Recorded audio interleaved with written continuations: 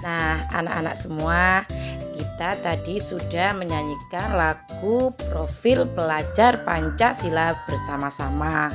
Dan setelah itu tadi kita juga sudah menjawab kuis yang sudah diberikan oleh Bu Guru. Hari ini kita akan belajar tentang cerita fabel. Apa itu cerita fabel? Sebelumnya, mari kita pelajari tentang dongeng.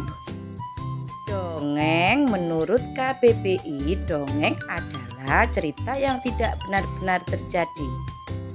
Dongeng yang merupakan cerita binatang disebut fabel. Nah, fabel itu adalah dongeng yang menceritakan tentang binatang.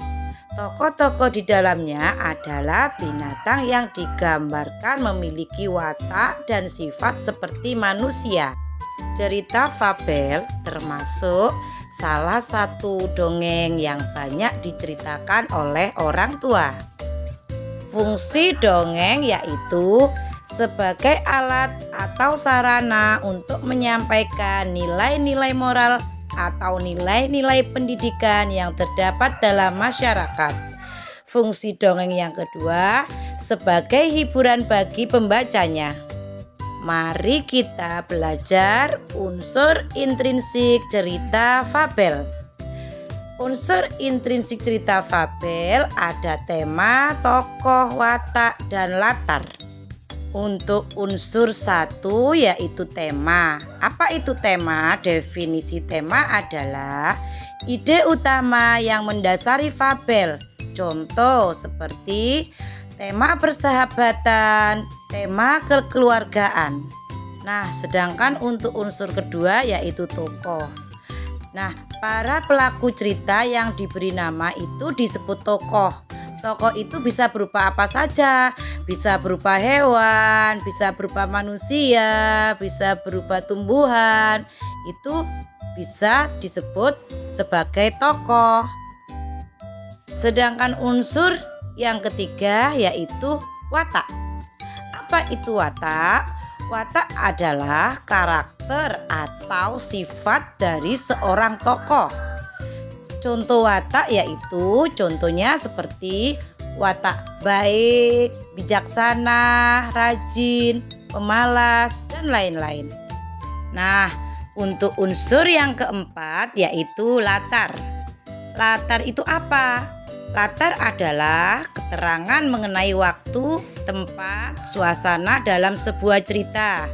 Nah, untuk latar waktu itu adalah contoh seperti pada sore hari, pada pagi hari. Sedangkan untuk latar tempatnya yaitu bisa di kebun, di sekolah. Sedangkan untuk latar suasananya bagaimana? Suasananya menyenangkan, suasana menakutkan. Nah, mari sekarang kita belajar langkah menyimak. Langkah menyimak itu bisa dimulai dengan mendengarkan cerita fiksi atau fabel tadi yang dibacakan oleh pembaca cerita. Langkah yang kedua, mengidentifikasi segala sesuatu yang dikemukakan oleh pembaca cerita seperti judul cerita, tokoh, latar, cerita, menafsirkan atau menginterpretasikan isi cerita atau alur cerita. Memahami dengan baik isi cerita yang disampaikan oleh pembaca cerita.